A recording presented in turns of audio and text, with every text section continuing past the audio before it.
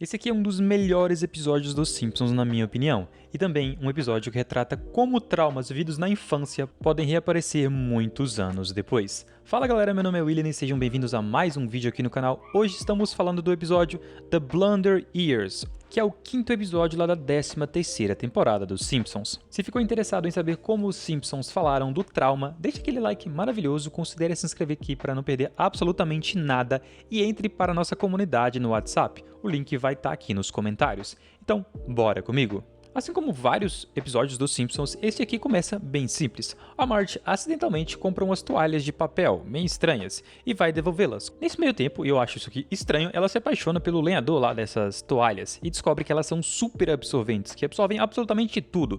O Homer fica com bastante ciúmes, e com razão, e ele engana a Marge, fazendo ela acreditar que aquele cara bonitão lá das propagandas vai vir jantar com ela, com eles no caso. A Marge prepara a casa para a chegada desse cara, apenas para descobrir que esse cara bonitão é na verdade o Barney que está disfarçado.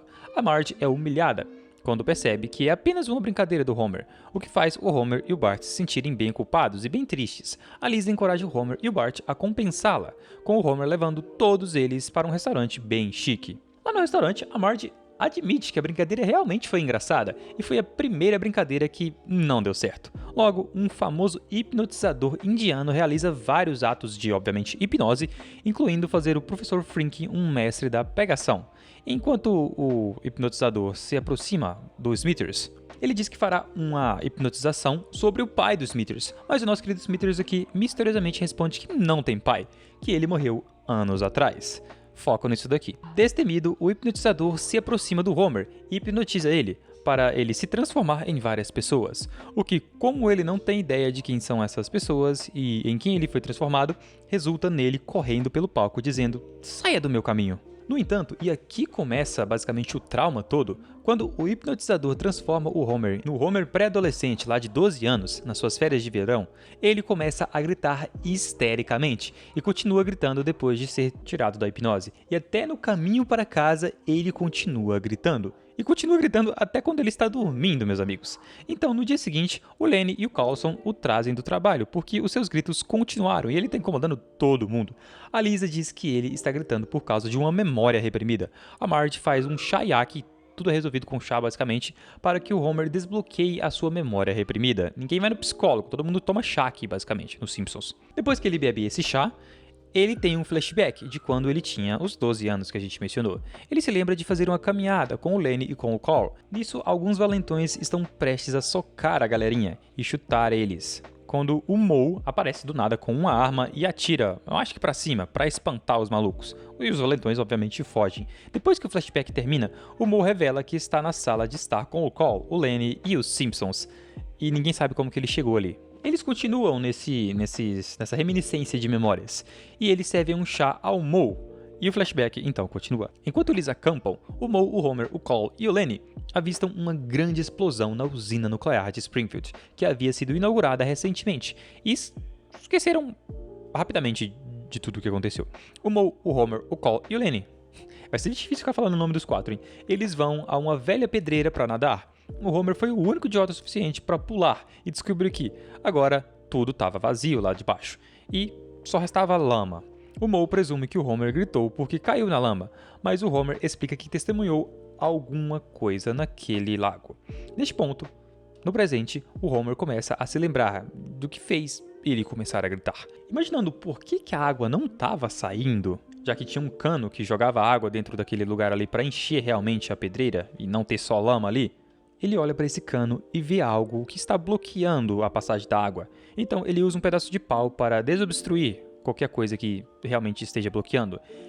E a lama e a água saíram junto, com um cadáver em decomposição que acabou no seu colo. E nesse momento o Homer também começou a gritar sem parar, o mesmo grito de desespero que ele gritou na hipnose.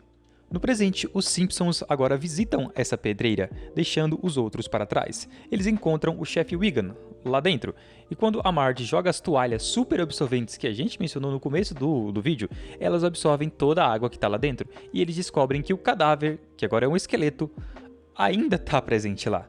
Eles entram no cano de esgoto e descobrem uma escotilha para o escritório do Sr. Burns. Olha só, o chefe Wiggum logo acusa ele de assassinato, mas antecipando que esse dia chegaria, o Burns mostra um filme antigo provando a sua inocência. Ele mostra que o corpo era do Waylon Smithers Sr., que na verdade morreu salvando a cidade e o seu filho de um colapso nuclear iminente, pois ele não vestiu um traje de proteção quando entrou no núcleo para consertar o núcleo da usina.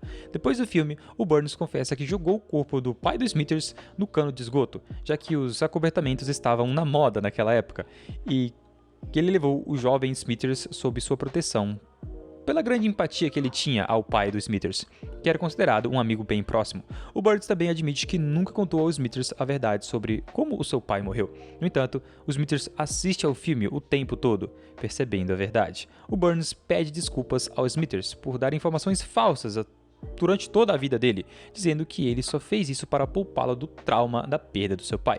No entanto, nosso querido Smithers admite que é grato pelo seu pai ter morrido como um verdadeiro herói, em vez de ser morto por uma tribo de mulheres selvagens, como foi contado pelo Burns durante toda a sua juventude. Com o caso por trás dessa pedreira resolvido, o Homer alegremente armazena o crânio do cadáver dentro de sua caixa de memórias, apesar da Marge insistir que eles o deem aos Smithers. Ao que o Homer responde que ele simplesmente o enterraria novamente. Mas, meu amigo, esse episódio aqui tem duas nuances incríveis. Primeiro, a história principal, a história do Homer. Como ele suprimiu essa memória, algo que afetou tão profundamente ele assim. E como situações traumáticas vividas lá no período da infância, pré-adolescência e adolescência podem nos afetar muito lá na frente, já na nossa vida adulta. Pro Homer, na meia-idade dele. Já a outra parte é a história dos Smithers, como o pai dele morreu, sendo um herói, e como o Smithers não sabia nada disso. Esse aqui talvez seja um trauma mais prolongado, mas a absência de um pai na vida de uma criança é algo muito difícil de superar. Durante toda a sua vida, o Smithers acreditou que o seu pai tinha sido morto por uma tribo de mulheres selvagens, como disse o Burns, mas não, ele morreu para salvar toda uma cidade.